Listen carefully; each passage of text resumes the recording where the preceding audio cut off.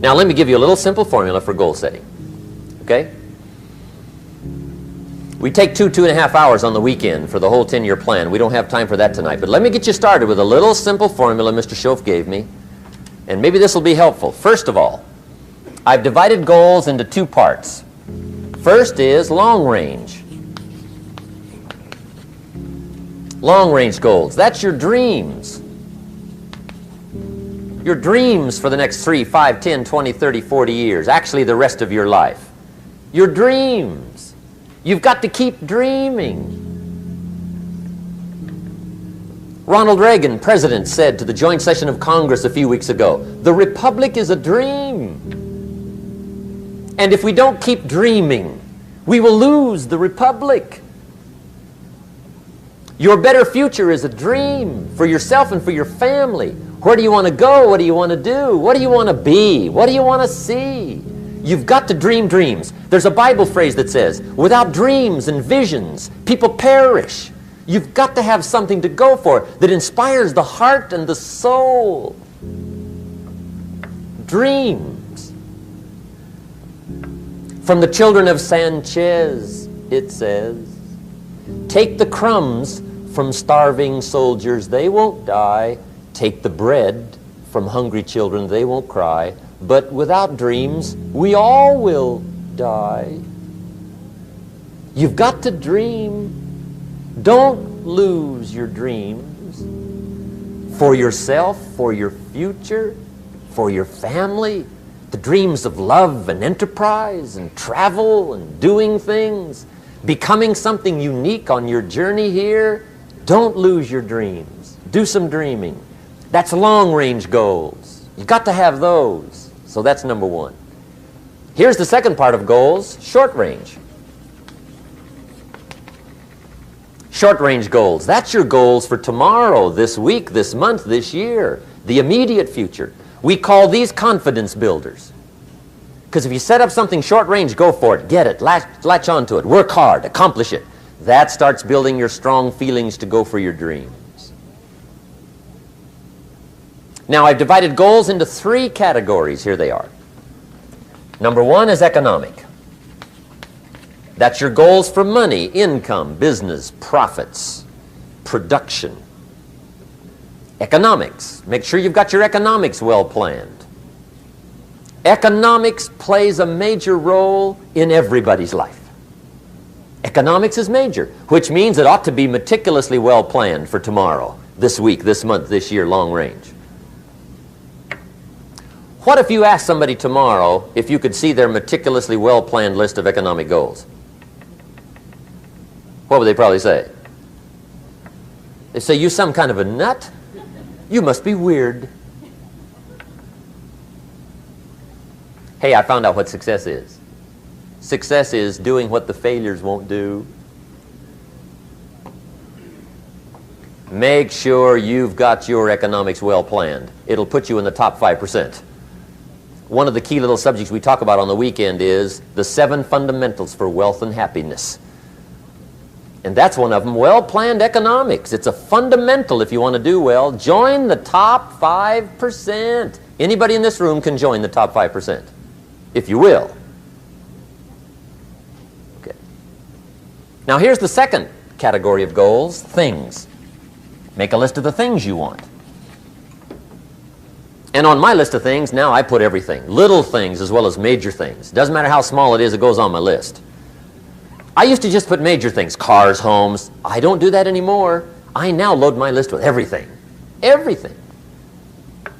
And the reason is, part of the fun of having a list is checking it off. That's it. Boy, at the end of the day, if you can go, got it, got it, got it, got it, got it, got it, whatever it is, right? You get into the habit. So load up your list, the things you want. Now, when you check off something major, celebrate. That's an important point to make. Celebrate your achievements.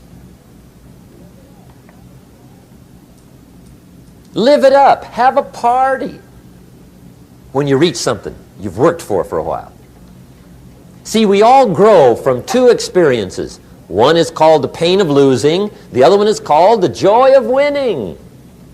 We need both of them. Amplify them as much as you can, which also means make losing painful. If you set up something, fooled around, didn't get it, put it on yourself.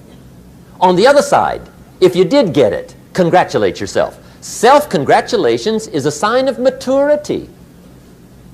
Seeking congratulations is a sign of immaturity.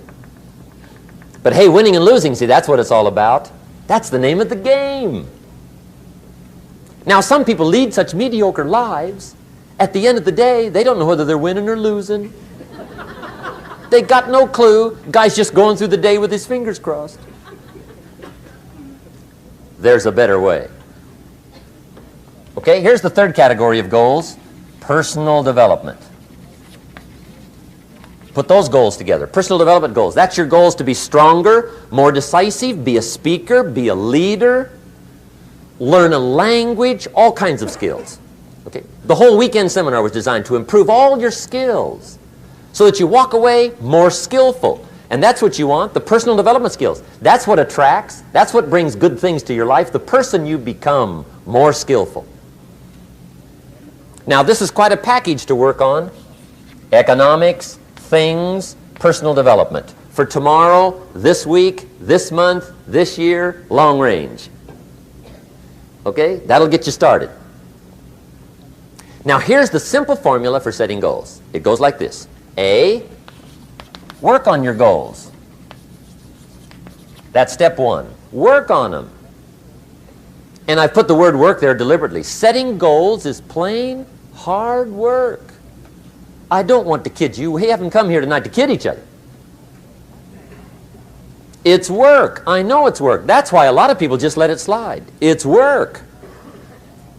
Many people work hard on their job, but they don't work hard on their future. They just let that slide. And the work involved is making plans. I know most people don't. I understand that.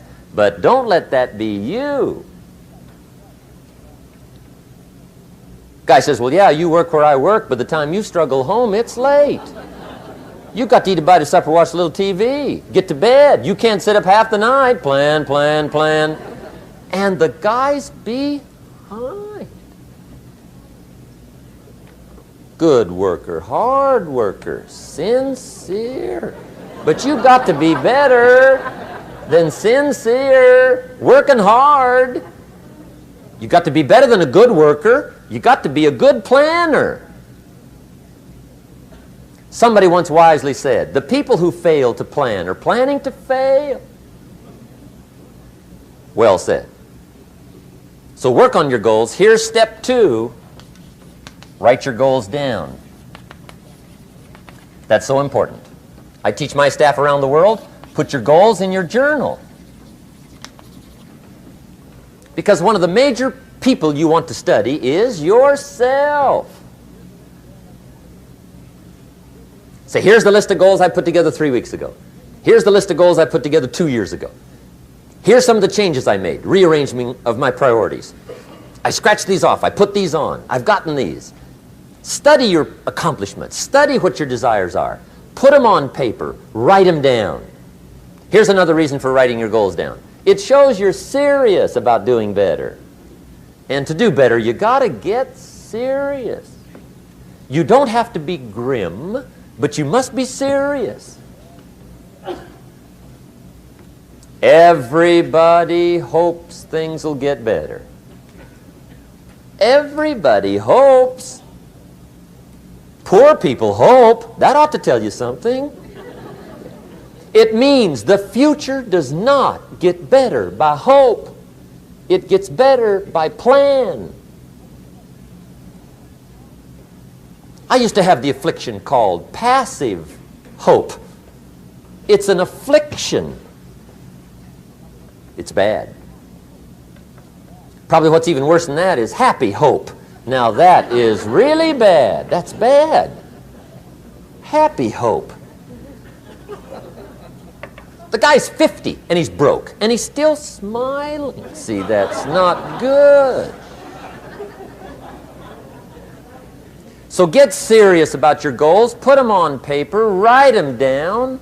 There's all kinds. His goals, her goals, their goals.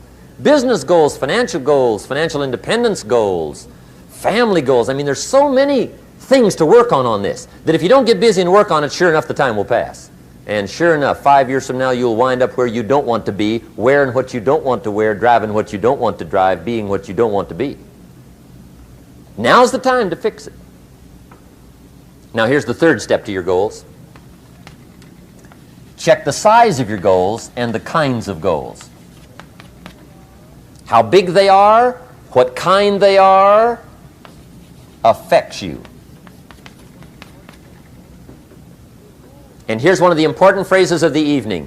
Your goals are affecting you, whatever they are. Your goals affect your handshake.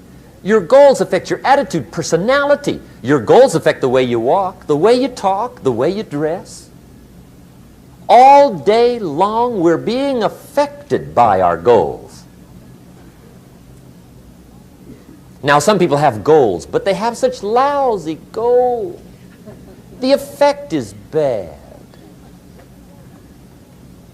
I asked a guy one time, what are your goals for this month? The guy said, look, if I could just scrape up enough money to pay these lousy bills. That was his goal. I'm not saying it isn't a goal. It's a goal, but it's such a lousy goal, the effect is bad. You don't jump out of bed on Monday morning and say, oh boy, another chance to go out and scrape up the money to pay my lousy bills. See, you don't do that. Usually you say, oh, not another Monday.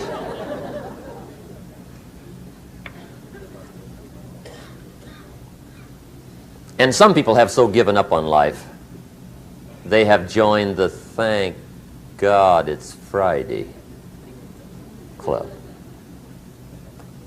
How sad. Surely those are the same people, when life is over for them, will say, thank God it's over.